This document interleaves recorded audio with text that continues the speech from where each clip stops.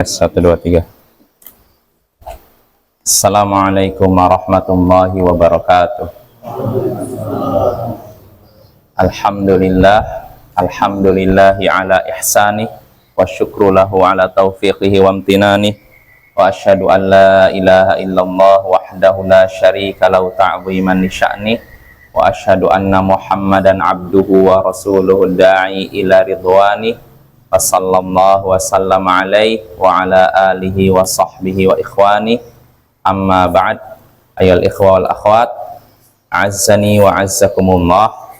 Saudara-saudariku yang semoga dimuliakan oleh Allah, kita bertemu kembali di malam Senin untuk mengkaji Kitab Tauhid alladzi huwa haqqullahi 'alal 'abid, karya Syekhul Islam Mujaddidud Da'wah Muhammad ibnu Abdul Wahhab bin Sulaiman At-Tamimi rahimahullahu ta'ala.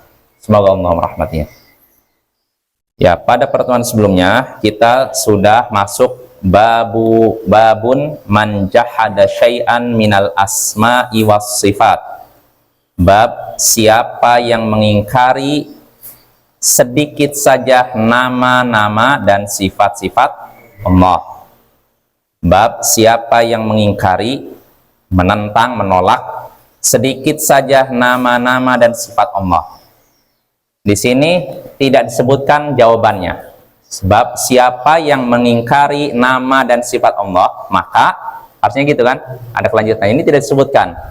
Karena di sini ada isyarat bahwa Pak, tidak semua orang, artinya menghukumi orang yang menolak atau mengingkari nama atau sifat Allah, tidak bisa diberikan satu hukum. Antara satu orang dengan orang ini bisa jadi hukumnya berbeda. Yang ini dianggap kafir, yang ini tidak. Jadi tidak bisa menilainya sama. Makanya Syekh tidak menyebutkan, Allahu a'lam ya, tidak disebutkan sampai lengkap.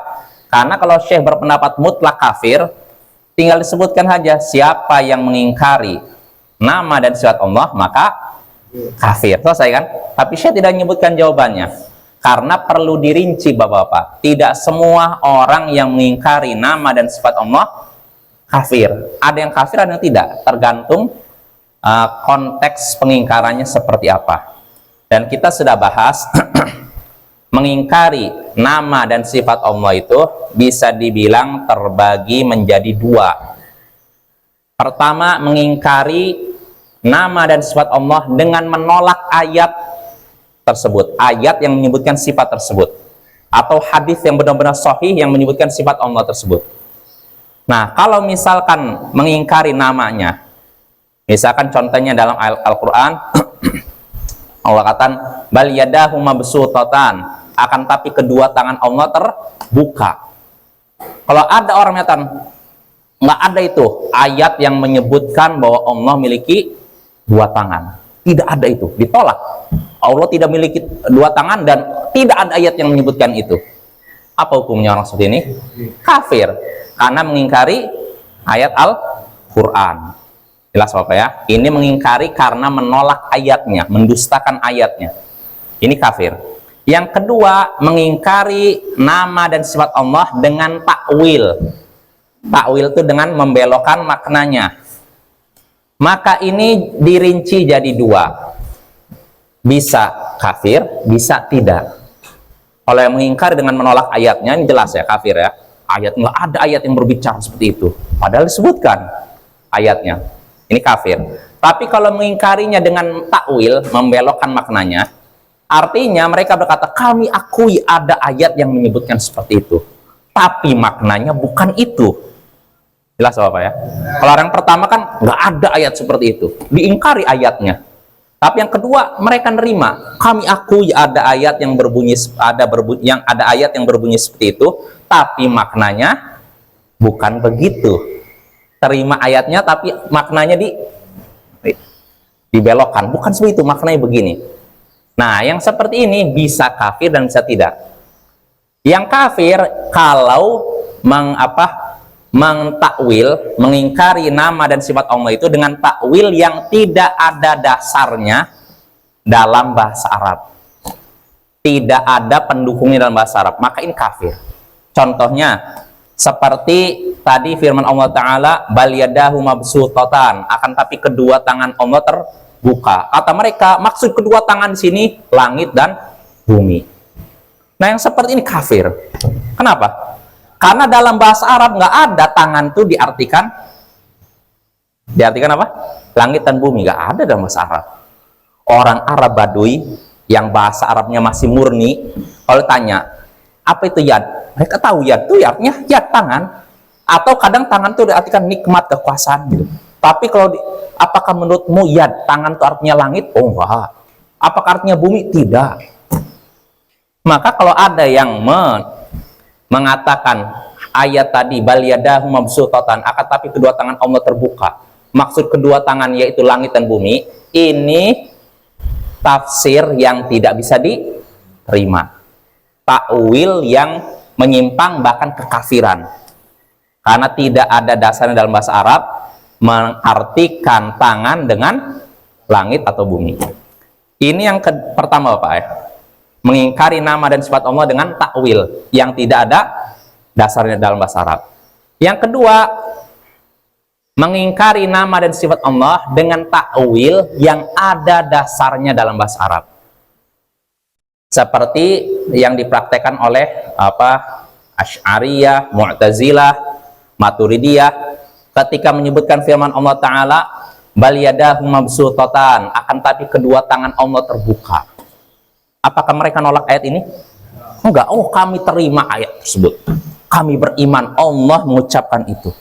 Tapi maksud kedua tangan di sini bukan artinya tangan, bukan artinya Allah memiliki tangan, tapi artinya Allah memiliki kekuasaan katanya. Nah, ini namanya mengingkari sifat Allah dengan takwil yang ada dasarnya dalam bahasa Arab, tapi tetap salah. Ya, karena Bapak, tangan kalau dalam bahasa Arab yad itu makna pertama yang jelas, yang dasarnya asalnya itu tangan. Tangan ya tangan ya. Tapi kadang tangan itu diartikan kekuasaan. Seperti gini. Apa istilahnya Sarendra, bahasa dalam bahasa Indonesia itu tangannya menggerakkan dia, istilahnya apa? Kekuasaan tuh. Aku gerakan, tanganku menggerakkan mereka semua, misalkan. Ya, kurang lebih begitu. Misalkan dalam bahasa Indonesia Bapak ya. Misalkan, Pak Edwin yang ini gurunya. Gimana Pak Edwin? Kadang dengan kedua tangan saya, mereka semua tunduk. Maksudnya dengan kekuasaan saya. Gitu Pak Edwin ya. Itu istilahnya kan majas kan atau apalah istilahnya. Nah, ini ada sisi pembenaran dalam bahasa Arab. Tapi tetap saja salah. Karena salaf, para sahabat tabi'in dan tabi'in, ketika melewati ayat-ayat sifat Allah maksudnya dalam Al-Quran maupun hadis, mereka membacanya dan tidak membelokkan maknanya. Ketika melewati ayat bal yadahu mabsutatan, akan tapi kedua tangan Allah terbentang terbuka, yaudah dibaca selesai. Tidak ada yang kata mereka oh maksudnya kekuasaan, nggak ada. Nggak ada yang menyatakan oh maksudnya nikmat, nggak ada. Jadi mereka menetapkan ayat tersebut maknanya sesuai dengan lahirnya. Ketika disebutkan tangan, apanya? Tafsir maksudnya? Ya, tangan maksudnya. Maksudnya kalau maksudnya arti tangan ini maksudnya Allah itu Maha Pemurah, iya, tapi mereka tidak menolak tangan itu. Para ulama ketika menyatakan sebagian maksudnya Allah itu artinya Maha Pemberi, tapi mereka tidak menolak sifat tangan bagi Allah. Jelas Bapak ya? Jadi mereka tidak dibelokkan maksud tangan ini artinya kekuasaan. Ini keliru. Nah, kalau ada yang mengingkari sifat tangan dengan takwil tadi, oh maksudnya kekuasaan, ini kasusnya beda dengan yang pertama. Dia orang seperti ini tidak dikatakan kafir, tapi sesat. Ya. Cuma sesat dalam tanda kutip. Cuma ini bukan berarti ringan. Sesat. Artinya apa? Karena ini tidak pernah dipraktekkan oleh para salaf. Para salaf ketika membaca ayat-ayat sifat sudah baca saja. Tidak pernah mereka membelokkan maknanya, oh maksudnya begini begitu, enggak. Jelas Bapak ya? Ini akidah Ahlussunnah wal Jamaah yang disebutkan Imam Abu Hanifah, Imam Malik, Asy-Syafi'i dan Ahmad. Jadi ini status yang kedua. Pertama kan mengingkari nama dan sifat Allah dengan cara menolak ayatnya, hukumnya apa? Kafir. Yang kedua, mengingkari nama dan sifat Allah dengan cara takwil. Ini dibagi dua. Kalau takwilnya tanpa ada dasar, seperti itu, kedua tangan diartikan langit dan bumi, apa hukumnya? Kafir. Tapi kalau menyatakan kedua tangan Allah maksudnya kekuasaan Allah, ini tidak kafir, cuma dalam tanda kutip sesat. Ya, karena ini tidak pernah dipraktekkan oleh salaf, tidak pernah dikatakan, diungkapkan oleh salaf, artinya para sahabat, tabi'in dan tabi'in. Ya, karena mereka para salaf menerima ayat sesuai lahirnya, hadis sesuai lahirnya, tidak mereka belokkan maknanya. Jelas apa ya? Ini yang pembahasan tentang mengingkari nama dan sifat Allah. Arti apanya? Menyebutkan apa tuh? Maksudnya ahli tafsir siapa? Kalau ahli tafsirnya Mu'tazilah, membelokkan maknanya. Apa? Punya. Jadi Bapak jangan kita kira ahli tafsir itu cuma dari ahli sunnah. Enggak. Orang Mu'tazilah punya ahli tafsir. Orang Asy'ariyah punya ahli tafsir. Maturidiyah punya ahli tafsir. Cuma apakah tafsirnya bisa kita terima? Nah, ini yang jadi masalah. Kalau mereka dalam masalah sifat nggak bisa kita terima. Karena di situ ada penyimpangan. Mereka menggunakan ini. Jadi mendahulukan akal dibandingkan nas. Bahkan mereka punya prinsip akal harus lebih didahulukan daripada lahiriah nas terkait ayat sifat. Karena katanya kalau kita meyakini lahiriah nas itu misalnya ayat Al-Quran, hadis tentang sifat Allah, kita nerima sesuai lahirnya, kafir kita katanya. Berarti kita sudah menyamakan Allah dan makhluk. Karena itu kita takwil, kita dahulukan akal kita, karena akal kita bertentangan dengan lahir dari ayat dan hadis sifat ini. Karena itu ayatnya harus dibelokkan maknanya. Ya contohnya tadi ketika menyebutkan kedua tangan Allah terbuka, mereka langsung membayangkan kedua tangan. Tangan berarti seperti tangan saya, bentuknya sebegini. Allah tidak mungkin seperti itu. Karena itu Allah tidak punya tangan. Mereka membayangkan dulu, menyamakan dulu Allah dengan makhluk, baru di ayatnya dibelokkan maknanya. Nah, yang ini apa? Ya ini apa ya? Iya, ya itulah. Jadi mereka nggak bisa, bukan pada tempatnya. Artinya Bapak, ini perkataan apa? Nu'aim bin Hamad Al-Khuzai, gurunya Imam Bukhari, kata beliau, man syabbahallaha bi khalqi faqad kafar. Siapa yang menyerupakan Allah dengan makhluk maka kafir. Ini kaidah penting. Walaisa ma wasafallahu bihi nafsahu, kata beliau, walaisa ma athbata ma wasafallahu bihi nafsahu kafar. Tashbih, kurang lebih gitu. Dan menetapkan apa yang Allah sifatkan untuk dirinya, ini bukanlah penyerupaan Allah dengan makhluk. Jadi gini Bapak, menyerupakan Allah dengan makhluk hukumnya apa? Kafir. Tapi ketika kita menetapkan sifat Allah yang Allah sebutkan untuk dirinya, ini tidak dikatakan menyerupakan Allah. Jadi begini, menyerupakan Allah dan makhluk kafir. Nah, contohnya ada ayat yang menyatakan Allah, kedua tangan Allah terbuka. Lalu kita tetapkan Allah memiliki dua tangan. Ini bukan menyerupakan Allah dengan makhluk. Kecuali kalau kita katakan dua tangan Allah seperti, ini dua tangan saya, kafir seperti ini. Tapi kalau kita tetapkan ini memang Allah memiliki dua tangan sesuai dengan keagungan dan kemuliaan Allah dan tidak sama dengan makhluk. Yang seperti ini apa? Boleh. Bahkan inilah kewajiban kita. Jangan sampai kita menolak, membelokkan ayat dengan akal kita. Karena mereka Bapak yang menolak sifat-sifat Allah, mereka sudah menyerupakan Allah dulu dengan makhluk, dibayangkan dulu. Contohnya, misalkan Allah menyebutkan Ar-Rahmanu 'alal 'arsy istawa, Tuhan yang Maha Pengasih di atas arsy. Mereka langsung bayangkan dulu, di atas berarti Allah di atas arsy, berarti Allah butuh arsy. Kalau tidak ada arsy, Allah jatuh. Gak mungkin Allah di atas arsy. Langsung membayangkan Allah di atas arsy seperti kita di atas atap. Nah, mereka sudah menyerupakan dulu Allah dengan makhluk, setelah itu baru mereka tolak ayatnya atau mereka belokkan makna ayat tersebut. Nah, ini tentu saja kekeliruan dan penyimpangan yang harus diluruskan ya. Metode salaf, para sahabat tabi'in dan tabi'in, mereka menerima semua nama dan sifat Allah yang disebutkan dalam Al-Quran dan hadis. Tidak ada di antara mereka yang menolaknya. Dan tidak ada yang membelokkan maknanya atau menyerupakannya dengan sifat makhluk. Tak ada. Inilah akidah Ahlus Sunnah wal Jamaah dalam masalah tauhid asma wa sifat, mengesahkan Allah dalam hal nama-nama dan sifat Allah. Jelas Bapak ya?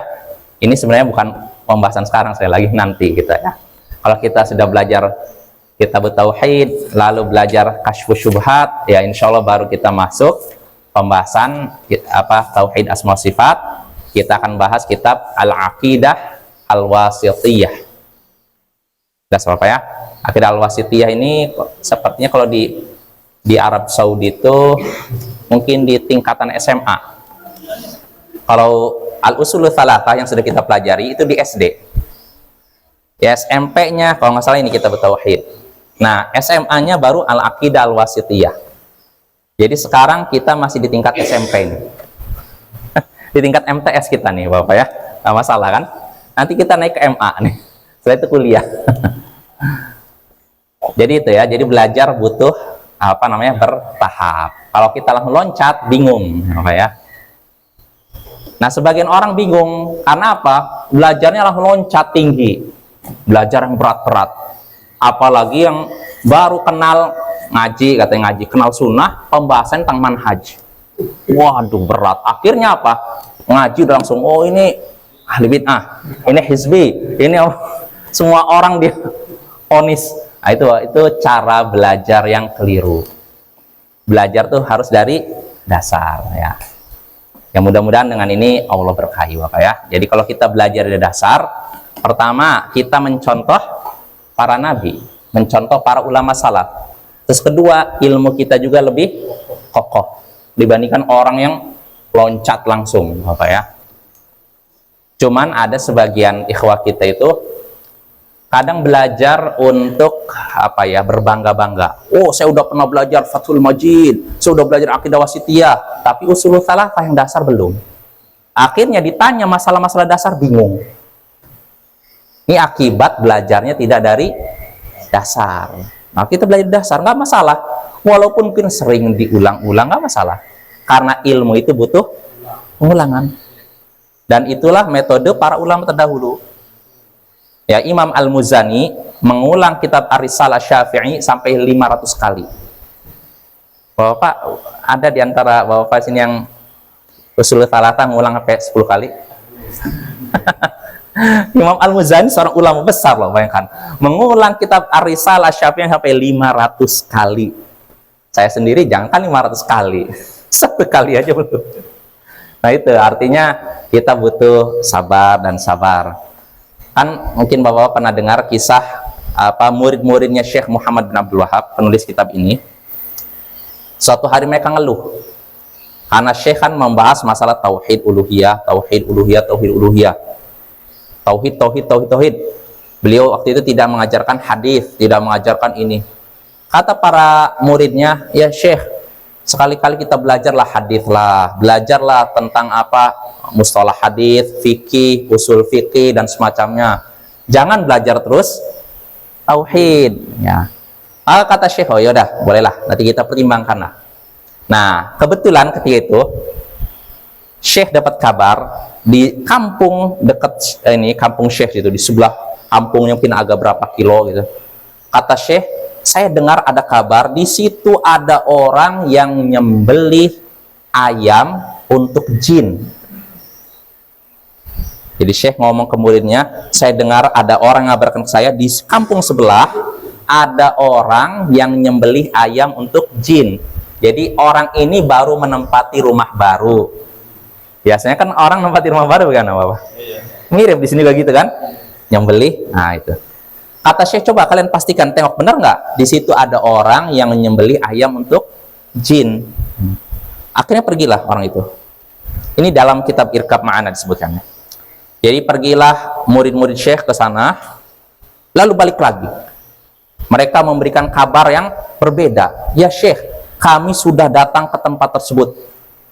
Kami cek ternyata nggak ada orang yang nyembelih ayam untuk jin. Yang kami dapati seorang anak sedang berzinah dengan ibu kandungnya sendiri.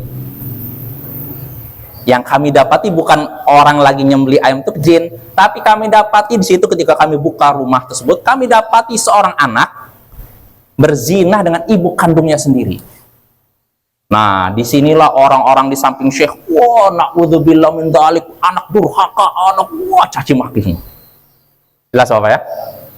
Maka di sini Syekh ngasih pelajaran. Kata Syekh tadi, waktu saya katakan di situ ada orang yang nyembelih ayam untuk jin, kalian tidak mengucapkan na'udzubillah, kalian tidak mencela, tidak mengingkari perbuatan orang tersebut. Tapi ketika kalian tahu bahwa di situ ada orang yang berzina dengan ibu kandungnya sendiri, kalian baru mengucapkan na'udzubillah, baru mengingkari, baru marah besar. Padahal dosa menyembelih ayam untuk jin lebih besar daripada dosa apa? Berzina dengan ibu kandung sendiri. Jelas apa ya? Nah, kata Syekh, yaudah kita belajar lagi tauhid. Akhirnya yang tadinya mau belajar hadis, belajar ini nggak jadi, belajar tauhid lagi. Itu menunjukkan, kata Syekh, muridnya itu belum ngerti tentang tauhid. Karena kalau orang ngerti tentang tauhid bisa membedakan mana dosa yang sangat besar dan mana dosa yang di bawahnya. Mana dosa yang akan diampuni oleh Allah dan dosa yang tidak mungkin diampuni oleh Allah. Jelas Bapak ya? Jadi kita nggak apa-apa ngulang, dan kita kan nggak ngulang sebenarnya kan? Ini belajar. Kecuali kalau kita udah selesai kita bertauhid, ngulangi lagi kita bertauhid. Udah selesai, balik lagi. Kita masih kita bertauhid, walaupun sebentar. Yang penting kita bisa memahaminya dan mempraktekannya. Ini yang paling penting Bapak ya. Kita belajar bukan cuman untuk memahaminya, tapi yang paling penting apa? Mempraktekannya. Ini bukan cuma masalah tauhid saja, dalam semua ilmu dan semua bidang. Jadi tujuan kita belajar bukan sekedar masukkan pengetahuan ke kepala, tapi supaya kita mengamalkannya. Dan itulah tujuan Allah menurunkan Al-Quran. Bukan sekedar dibaca, tapi direnungi dan diamalkan ya Bapak ya. Maka tujuan kita yang penting itu Bapak, kita bisa sedikit belajar masalah tauhid. Misalkan kita belajar misalkan satu pertemuan satu bab, nggak masalah, yang penting kita paham benar-benar maksud bab tersebut dan kita praktekkan. Dan kalau sudah dipraktekkan, diapakan? Sampaikan Bapak, supaya dakwah tersebar, supaya saudara-saudara kita yang belum tahu jadi tahu. Dan inilah yang lebih penting kita sampaikan daripada masalah yang lain. Jadi kita harus lebih fokus nyebarkan ini dibandingkan masalah fikih, masalah hadis, masalah tauhid yang paling urgent, yang paling penting dan darurat. Nah, Bapak ya, jadi sebarkanlah masalah tauhid. Karena saya yakin masih banyak orang yang belum paham ini, ya tidak? Iya, banyak diantara mereka, oh apa itu sebentar tauhid, mengingkari pembahasan masalah itu, tapi akhirnya apa? Masih percaya perdukunan. Rata-rata orang kayak gitu, orang yang mengingkari kita ini pembahasannya tauhid terus, tauhid lagi. Kalau dia ngomong kayak gitu, tapi dia tidak terjatuh dalam syirik, mungkin agak wajar kan? Tapi dia mempermasalahkan pembahasan tentang tauhid, tapi dia sendiri masih terjatuh dalam syirik. Ya. Dan perlu kita ketahui, amaliyah seseorang ada hubungan erat dengan akidahnya. Amaliyah dengan akidah ini ada hubungannya, sangat erat hubungannya. Perbuatan lahir dengan batin ini ada hubungannya. Ketika kita lihat amaliyah seorang rusak, yakinilah akidahnya juga kemungkinan rusak. Tidaklah akidah seorang rusak kecuali lahirnya pun akan rusak. Makanya Bapak, lihatlah orang yang menentang dakwah tauhid. bisa kita katakan akidahnya rusak. Dan rata-rata Bapak ya, orang yang menyukai bid'ah dari sisi amaliyah, bid'ah dari sisi amaliyah artinya amalan-amalan yang bid'ah ya, rata-rata akidahnya rusak juga. Dan ketika akidah seorang rusak, amaliyahnya pun akan rusak. Kalau dulu mungkin Bapak, kalau dulu ya, kalau dulu di zaman dulu, kadang akidah seseorang itu lurus tapi amaliyahnya agak rusak, atau amaliyahnya agak lurus tapi akidahnya rusak. Contohnya gini, di zaman dulu ada seorang yang tidak melakukan bid'ah dalam amaliyah tapi akidahnya rusak. Sebagai contoh, ada sebagian penganut Asy'ariyah. Asy'ariyah kan berbeda dengan Ahlussunnah wal Jamaah kan, tapi dalam masalah amaliyah tidak melakukan bid'ah, mengingkari perayaan Maulid Nabi, mengingkari zikir berjamaah. Ada orang Asy'ariyah gitu. Tapi itu kalau sekarang nggak seperti itu Bapak. Kalau amaliyah seorang rusak, sangat besar kemungkinan akidahnya rusak. Dan ketika akidah seorang rusak, amaliyahnya pun rusak. Jelas Bapak? Kalau dulu nggak, dulu kadang akidahnya rusak tapi amaliyahnya masih benar. Atau akidahnya benar, kadang amaliyahnya rusak. Tapi kalau sekarang bersambung, sangat bersambung. Kalau akidahnya rusak, amaliyahnya rusak. Amaliyah seorang rusak menunjukkan akidah yang rusak. Jelas Bapak? Ini bisa kita saksikan dalam kehidupan sehari-hari. Kadang orang yang suka bid'ah suka juga perdukunan. Betul nggak? Nah, itu. Karena saya melihat, oh ini orang ini suka sekali membela begitu semangat bid'ah. Ternyata masih percaya perdukunan. Jarang saya dapati orang zaman sekarang yang suka bid'ah amaliyah ya, yang suka amalan-amalan bid'ah, tapi nggak percaya perdukunan. Jarang. Apa Bapak pernah dapatin orang seperti itu? Saya belum pernah dapatin. Sekarang rata-rata kalau orang suka bid'ah, suka juga perdukunan, suka syirik, suka pakai jimat. Ya tidak? Nah itu Bapak. Makanya perlulah kita menyebarkan dakwah tauhid ya. Supaya apa? Sebagai bentuk rasa sayang kita kepada saudara seiman ya, karena kita sedih. Ketika kita menyebarkan dakwah tauhid, kita sebenarnya ada rasa sayang. Ya tidak? Karena kita itu kan saudara seiman. Mereka melakukan syirik. Misalkan, ini kan dosa yang sangat besar. Kalau kita diamkan kan ibaratnya gini, seakan-akan dia jalan menuju api. Kalau kita sayang, kita pegangan jangan, ya kan? Tapi kalau orang yang tidak sayang, biarin aja lah. Ya tidak? Cuman sayangnya orang yang dipegang ini, kamu ini mengubah-ubah adat istiadat, tradisi, pada tujuan kita baik. Ya itu Bapak ya. Tapi kita tidak peduli penilaian manusia. Niat kita karena Allah ya. Jadi terserah mau dibilang ekstrim, radikal, fundamentalis, ekstremis, atau teroris sekalipun, kita tidak peduli Bapak ya. Nah itu Bapak ya. Itu tentang judul bab ini. Kita langsung saja masuk bab ini. Jadi judul babnya, bab siapa yang mengingkari salah satu nama dan sifat Allah, maka titik-titik jawabannya apa? Bisa kafir, bisa tidak kafir. Tergantung cara mengingkarinya ya. Lalu kita bahas saja dalil pertama yang disebutkan Syekh. Wa qaulullahi ta'ala, dan firman Allah Ta'ala, wa hum yakfuruna birrahman. Surat Ar-Ra'd ayat 30. Firman Allah Ta'ala, dan mereka kafir kepada Ar-Rahman. Mereka ingkar kepada Ar-Rahman. Ayat ini, Bapak, sebenarnya nanti disebutkan di bawah, di poin keempat sini. Ini ayat ini, mereka ingkar kepada Ar-Rahman. Ar-Rahman artinya apa? Apa Aldi? Iya, artinya apa Ar-Rahman? Pengasih. Maksudnya siapa yang Maha Pengasih di sini? Allah kan? Nah, mereka ingkar kepada Ar-Rahman yang Maha Pengasih. Mereka ini siapa? Orang Quraisy ya. Mereka orang Quraisy ingkar kepada Ar-Rahman. Apakah mereka ingkar kepada Allah maksudnya? Maksudnya menolak adanya Allah? Terus apa maksudnya? Mereka ingkar kepada Ar-Rahman. Nah, mereka menolak nama Ar-Rahman, Bapak.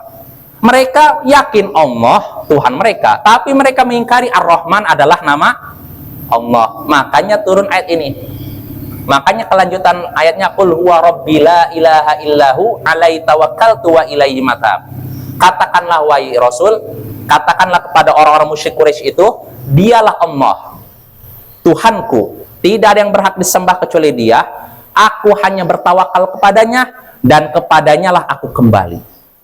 Artinya Nabi disuruh oleh Allah untuk menyatakan kepada kafir Quraisy bahwa beliau beriman kepada apa? Nama-nama dan sifat Allah.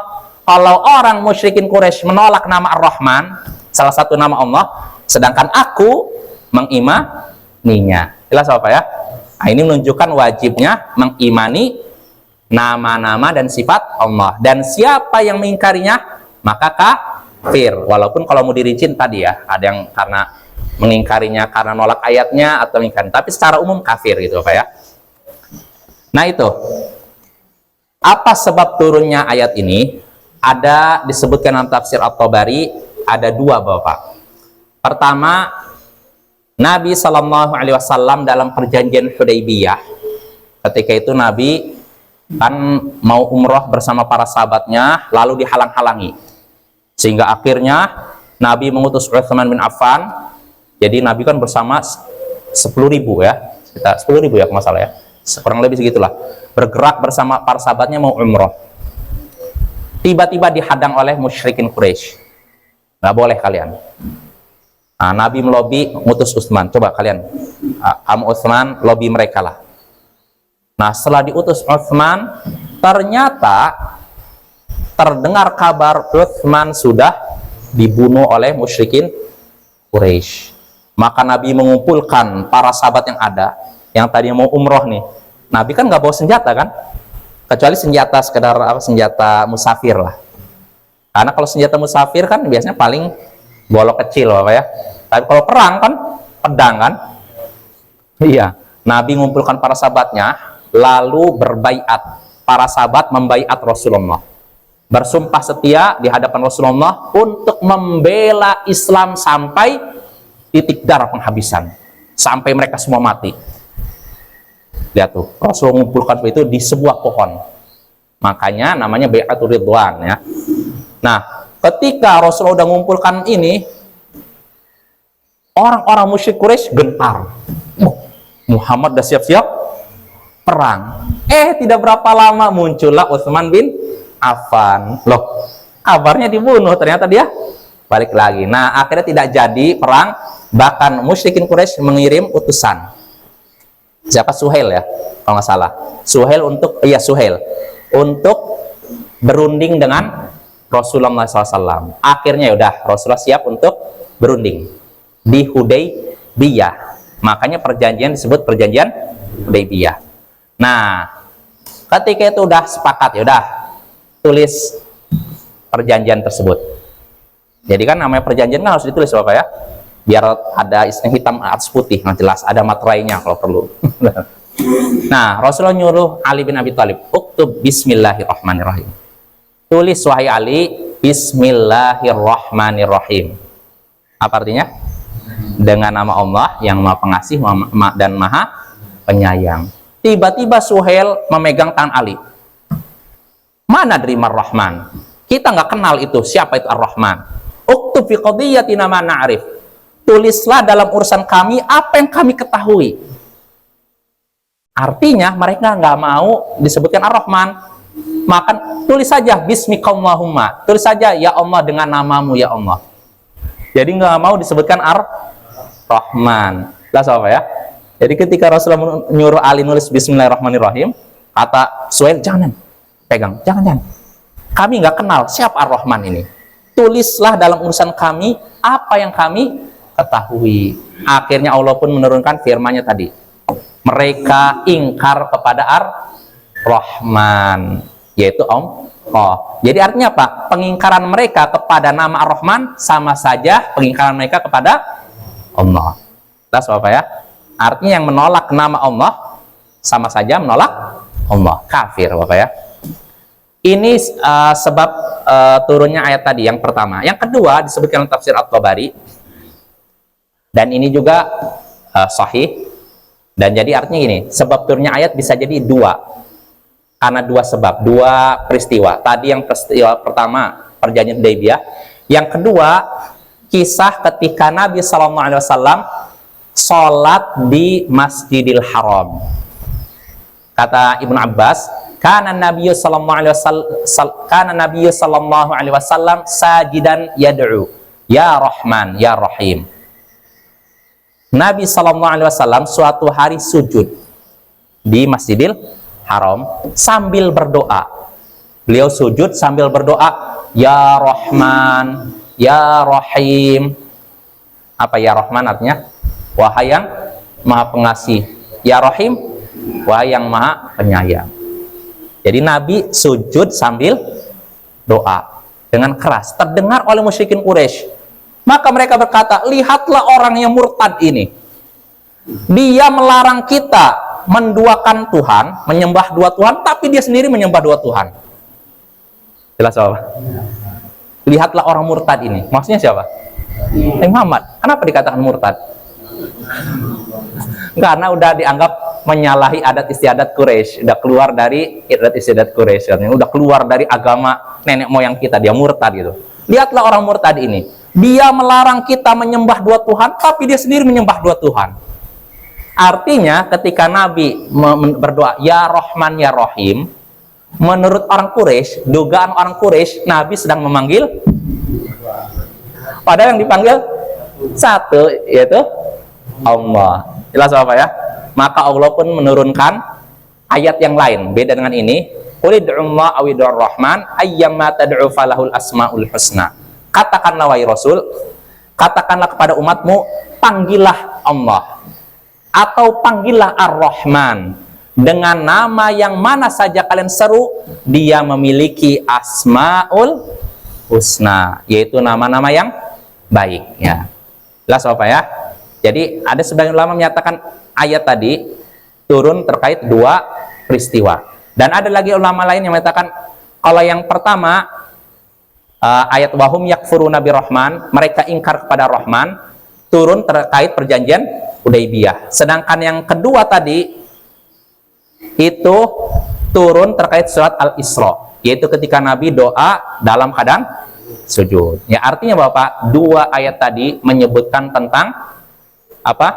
Pengingkaran orang-orang Quraisy terhadap nama Ar-Rahman. Jelas Bapak ya? Besoknya. Yes. Mereka nggak mengakui adanya nama Allah. Iya. Kalau mereka meyakini zat Allah, meyakini.